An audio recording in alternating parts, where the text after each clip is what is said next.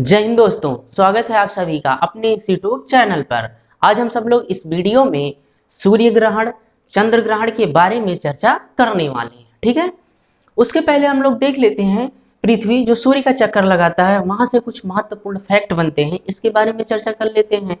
और जो चंद्रमा होता है पृथ्वी का चक्कर लगाता है वहां से भी कुछ फैक्ट बनते हैं, इन सभी के बारे में चर्चा कर लेते हैं। फिर इसके बाद हम लोग देखेंगे सूर्य ग्रहण क्या होता है, कब लगता है, चंद्र ग्रहण क्या होता है, कब लगता है, इसके बारे में चर्चा करेंगे। ठीक है, आइए सबसे पहले हम लोग देखते हैं जब पृथ्वी सूर्य के चारों तरफ चक्कर लगाती है तो वहां से कुछ तथ्य बनते हैं, जैसे हो गया अपसौर क्या होता है, उपसौर क्या होता है, ये अपसौर क्या होगा और उपसौर क्या होता है, इन सभी के बारे में चर्चा करते हैं। ठीक, ग्रहों के चक्कर के बारे में किसने बताया, तो केपलर ने बताया था। क्या बताया, उन्होंने बताया ये जो पृथ्वी होता है सूर्य के चारों तरफ एक दीर्घ वृत्ताकार कक्षा में चक्कर लगाता है।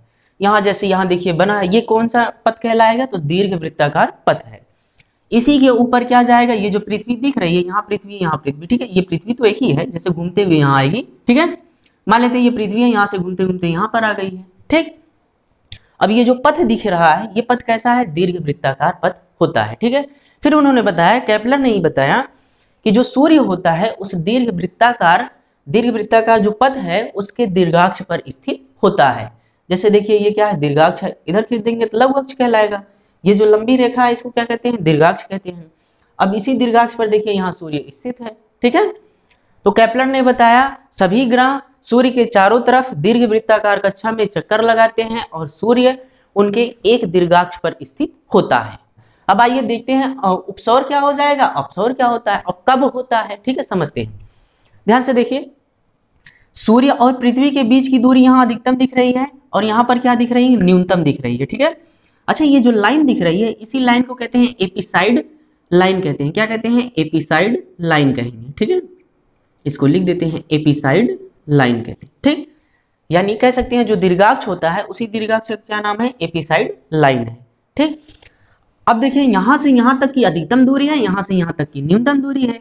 तो सूर्य तथा पृथ्वी के बीच की जो अधिकतम दूरी होती है ये होती है 15.21 करोड़ किलोमीटर। यहां लिख देते हैं करोड़ किलोमीटर होता है। ठीक है, अगर प्रश्न पूछा जाता है कि सूर्य तथा पृथ्वी के बीच की अधिकतम दूरी कितनी है तो कितनी होगी, 15.21 करोड़ किलोमीटर होगा। ठीक है, सूर्य तथा पृथ्वी के बीच की जो न्यूनतम दूरी होती है कितनी होती है, ये लिख देंगे 14.71 करोड़ किलोमीटर।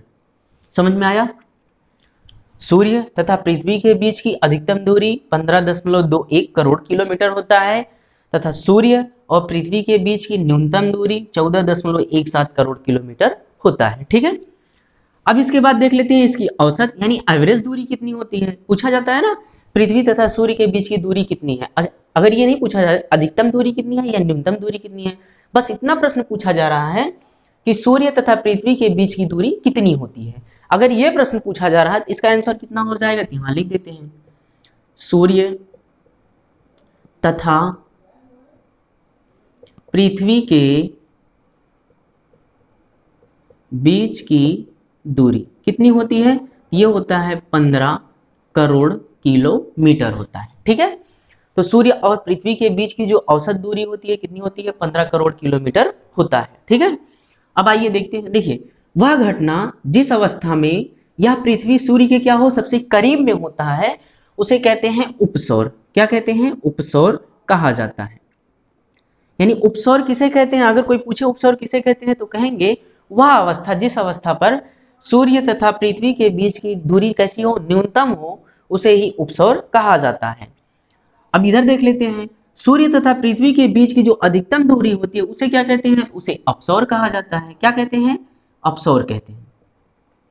यानी अपसौर की घटना क्या है, अपसौर की घटना वह अवस्था होती है, कह देंगे जब सूर्य तथा पृथ्वी के बीच की दूरी अधिकतम होती है उसे क्या कहते हैं, अपसौर कहते हैं।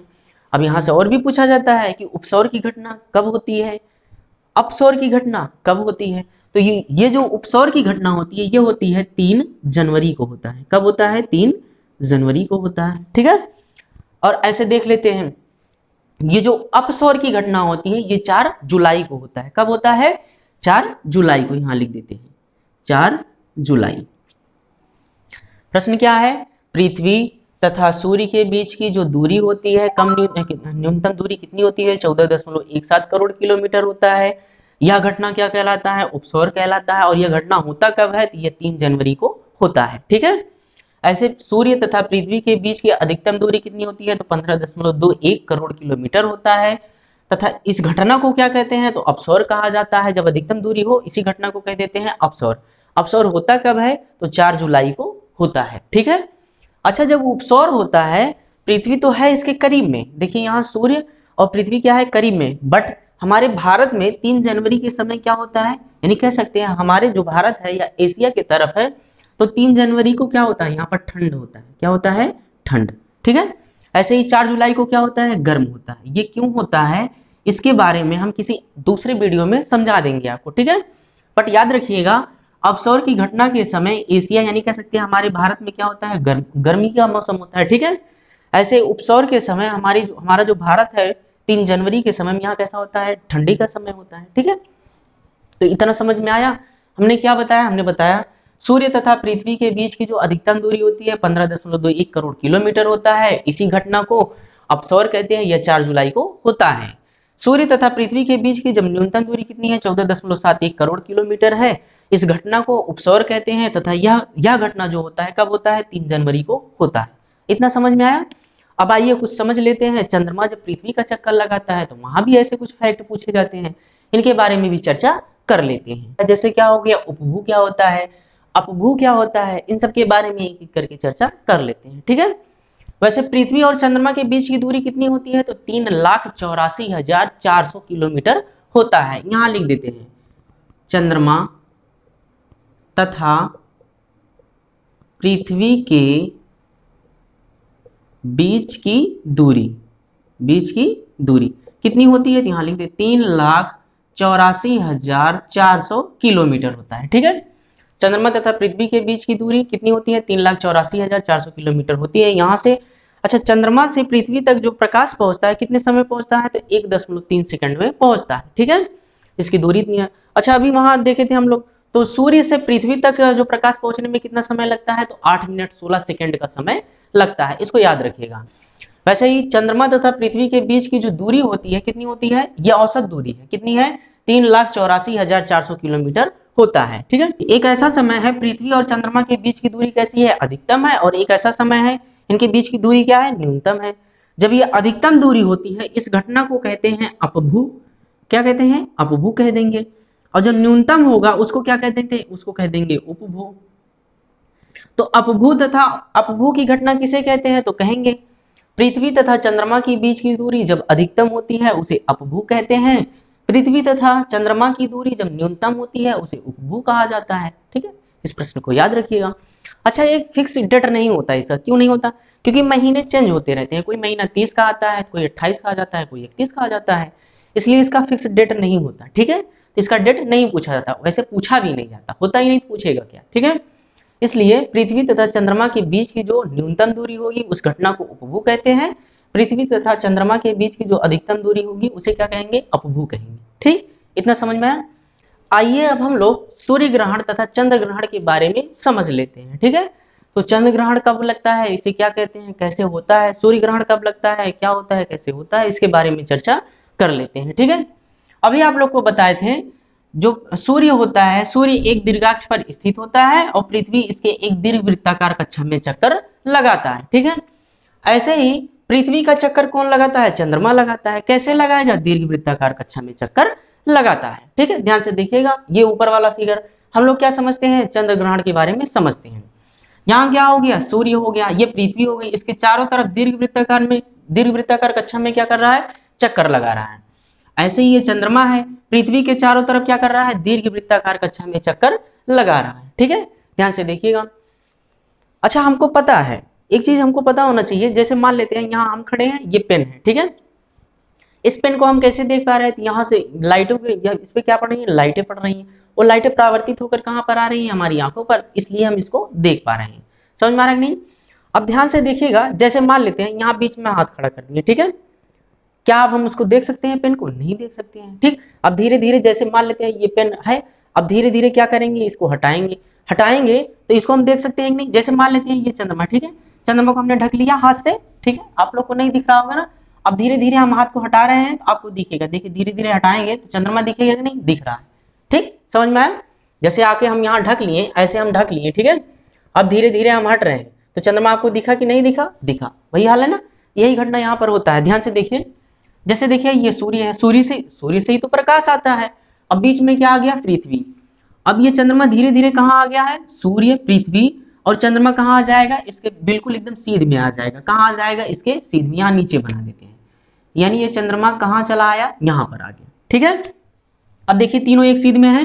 जैसे हम यहाँ पर हाथ लगा लिए, अब उधर से लाइट अगर आ रहा है तो क्या हमको चंद्रमा दिखेगा, चंद्रमा पर लाइट ही नहीं पड़ेगा तो चंद्रमा हमको नहीं दिखेगा।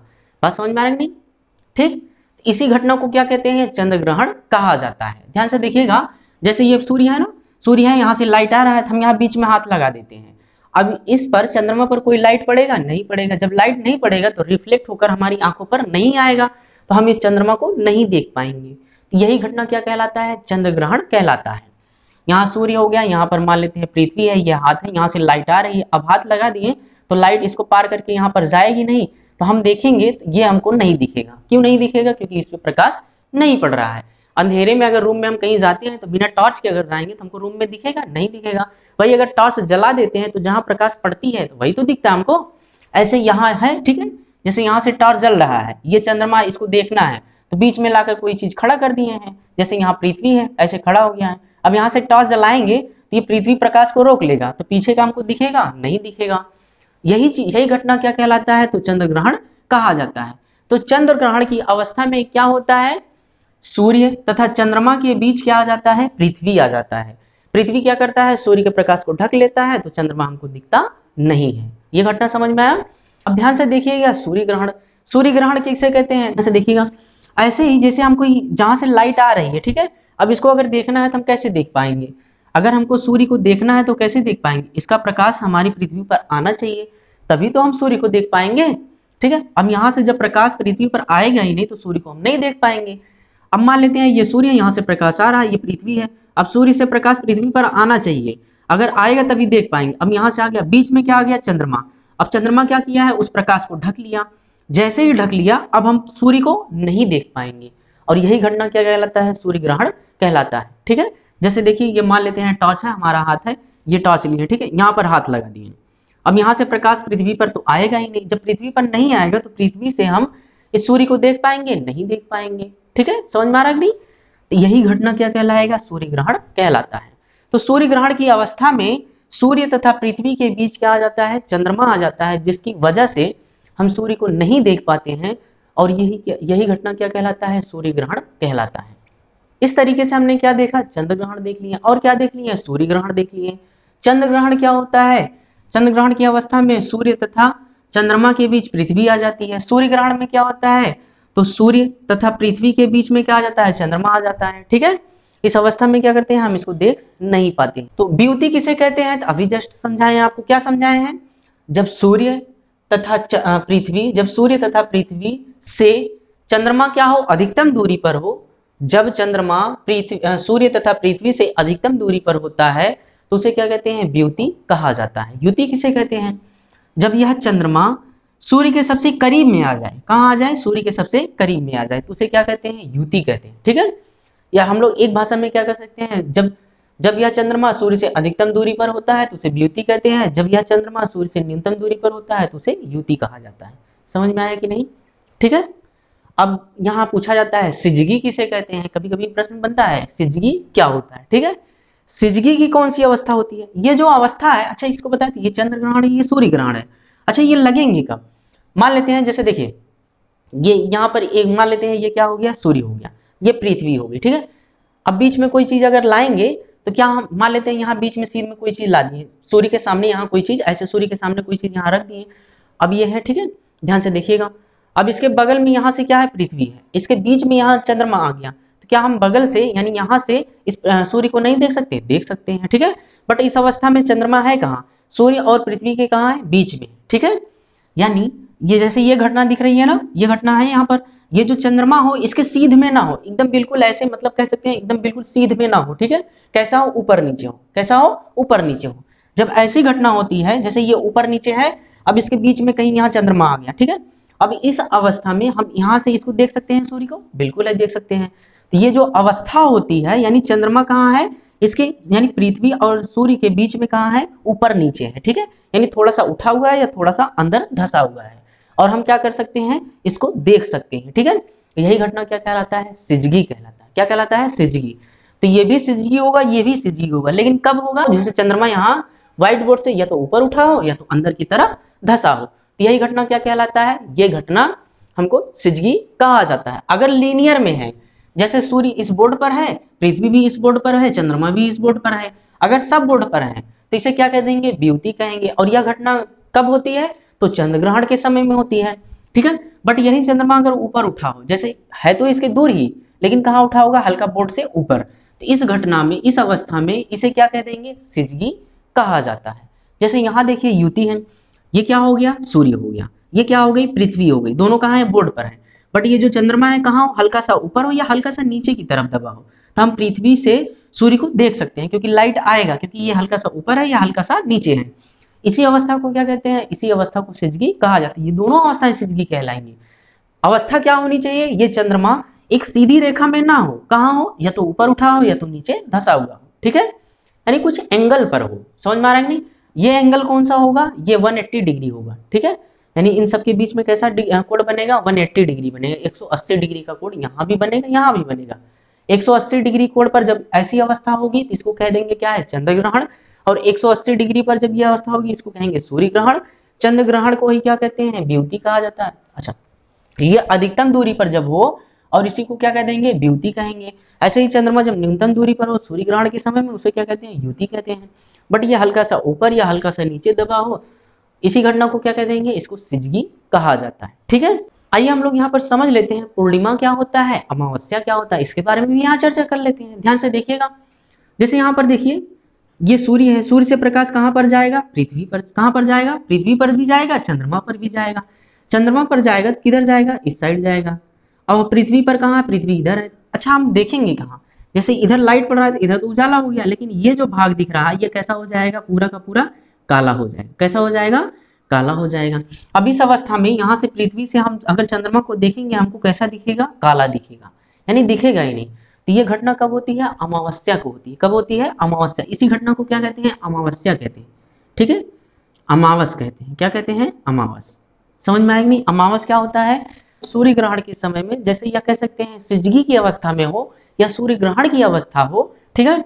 इस अवस्था में क्या होती है, ध्यान से देखिएगा, और क्या हो, युति की अवस्था हो, ठीक है। इन अवस्थाओं में कौन सा समय चलता है, अमावस चलता है। कौन सा समय चलता है, अमावस। ऐसा क्यों होता है, क्योंकि चंद्रमा कहाँ आ जाती है, सूर्य और पृथ्वी के बीच में आ जाता है। सूर्य से जो किरणें पड़ती हैं पृथ्वी के सामने से कहाँ है, उसके पिछले वाले हिस्से पर पड़ती हैं, चंद्रमा के पिछले वाले हिस्से पर पड़ती हैं। तो सामने वाला जो पृथ्वी से हम लोग देखते हैं कैसा दिखता है, काला, यानी दिखता ही नहीं। तो कैसा होता है, अमावस का समय होता है। बात समझ में आया। ऐसे ही ये कौन सा समय है, यह है चंद्र ग्रहण। चंद्र ग्रहण को ही या सिजगी हो या चंद्र ग्रहण हो या क्या हो, वियुति हो, इस समय क्या होता है, ध्यान से देखिए। जैसे ये मान लेते हैं अगर चंद्र ग्रहण के समय है तो ये तो सिद्ध में होगा, बट अगर यही चीज कैसे हो, सिजगी की अवस्था में हो। कैसी हो, सिजगी की अवस्था में। ये हल्का सा कहाँ रहेगा, ऊपर। अब यहाँ से सूर्य से जो प्रकाश की किरणें जाएंगी कहाँ जाएंगी, चंद्रमा पर पूरा का पूरा यहाँ पर पड़ेंगी कि नहीं, क्योंकि यहाँ सूर्य से प्रकाश की किरणें निकली हैं। अब ये चंद्रमा है कहाँ, ऊपर है, यहाँ से जो प्रकाश की किरणें जाएंगे इस पे जाएंगे, पृथ्वी रोक नहीं पाएगा। अब पृथ्वी से चंद्रमा को देखेंगे हम तो क्या अधिकतर नहीं दिख पाएंगे, वो अधिकतम दिखेगा, क्योंकि सामने वाला ही तो पूरा उजाला हो गया। इसके पीछे वाला देखिए, ये सामने वाला ही उजाला होगा नहीं, क्योंकि ऊपर उठा हुआ है, सूर्य से किरणें जा रही हैं, ऐसे टकराएंगे, पृथ्वी पर आएंगी, हम क्या करेंगे, पृथ्वी से इसको अधिकतम देख सकते हैं। और यही घटना क्या कहलाता है, पूर्णिमा कहलाती है। क्या कहलाती है, पूर्णिमा, ठीक है। यानी कह सकते हैं चंद्र ग्रहण कब लगता है, चंद्र ग्रहण पूर्णिमा को लगता है। सूर्य ग्रहण कब लगता है, अमावस में लगता है। ठीक, समझ में आया। चंद्रमा को अधिकतम पृथ्वी से कितना देखा जा सकता है, तो 59% ही देखा जा सकता है। इसी को क्या कहते हैं, इसी को कहा जाता है सुपर मून कहते हैं। क्या कहते हैं, सुपर मून कहा जाता है। यानी वह घटना जिस अवस्था में हम लोग यानी पृथ्वी से चंद्रमा को अधिकतम देखा जा सकता है, उसे ही क्या कहते हैं, सुपर मून कहा जाता है। ठीक, फिजिक्स में पढ़े होंगे, जो लाल किरण होती है उसका तरंगदैर्घ्य ज्यादा होता है तो ज्यादा दूर तक जाती है, और जो बैगनी रंग का होता है और सब रंग के होते हैं उनका तरंगदैर्घ्य क्या होता है, कम होता है, पहले ही क्या होती है, मुड़ जाती है। ठीक है, जैसे देखिए ये वियुति की अवस्था है, कौन सी अवस्था है, वियुति, ध्यान से देखिएगा। वियुति की अवस्था में सूर्य से ये जो चंद्रमा है अधिकतम दूरी पर है कि नहीं है, जाहिर सी बात है। अब यहाँ क्या होता है, पृथ्वी के चारों तरफ वायुमंडल भी पाए जाते हैं, वहाँ छोटे कण भी होते हैं, वायुमंडल के क्या होते हैं, कण भी होते हैं। अब यहाँ से जो किरणें आएंगी, क्योंकि सबका तरंग दैर्ध्य कम है, केवल किसका तरंग दैर्ध्य ज्यादा है, लाल रंग का, तो लाल रंग ही यहाँ पर पहुंच पाता है, यानी चंद्रमा तक लाल रंग ही क्या होता है, पहुंच पाता है। इस अवस्था में पृथ्वी से हम चंद्रमा को देखेंगे तो हमको कैसा दिखेगा, लाल दिखेगा, और इसी घटना को क्या कहते हैं, इसी घटना को रेड मून कहा जाता है। यानी कह देंगे वह अवस्था जिस अवस्था पर सूर्य से चंद्रमा क्या हो, अधिकतम दूरी पर हो, और सूर्य से चलने वाली किरणों में से केवल लाल रंग का किरण ही चंद्रमा तक पहुंचता है, तो पृथ्वी से चंद्रमा देखने पर हमको लाल दिखता है, और यही घटना क्या कहलाता है, रेड मून कहा जाता है। बात समझ में आया, रेड मून किसे कहते हैं, समझ में आया कि नहीं। यानी जब ये अधिकतम दूरी पर होगा तो यहाँ से जो किरणें चलेंगे यहाँ क्या करेंगी, बिखर जाएंगी, पहुंचेंगी कौन, केवल लाल रंग पहुंचेगा, तो पृथ्वी से हम चंद्रमा को देखेंगे तो हमको लाल दिखाई देगा। जब लाल दिखाई देगा इसी घटना को कह देंगे रेड मून, ठीक है। और सुपर मून किसे कहते हैं, तो वह घटना जिस अवस्था में चंद्रमा को हम अधिकतम देख सकते हैं, अधिकतम कितना 59% देख सकते हैं, तो यही घटना सुपर मून कहलाता है, ठीक है। इस तरीके से हमने इस वीडियो में चंद्र ग्रहण तथा सूर्य ग्रहण के बारे में समझ लिए, पृथ्वी तथा चंद्रमा के चक्रण से भी कुछ महत्वपूर्ण तथ्यों के विषय में चर्चा कर ली। तो मिलते हैं नेक्स्ट वीडियो में नेक्स्ट टॉपिक को लेकर, तब तक के लिए जय हिंद दोस्तों। और हाँ, वीडियो अच्छा लगा हो तो वीडियो को लाइक जरूर कीजिएगा और चैनल को सब्सक्राइब कर लीजिए, क्योंकि ऐसा ही वीडियो आपको यहाँ पर देखने को मिलता रहेगा, ठीक है।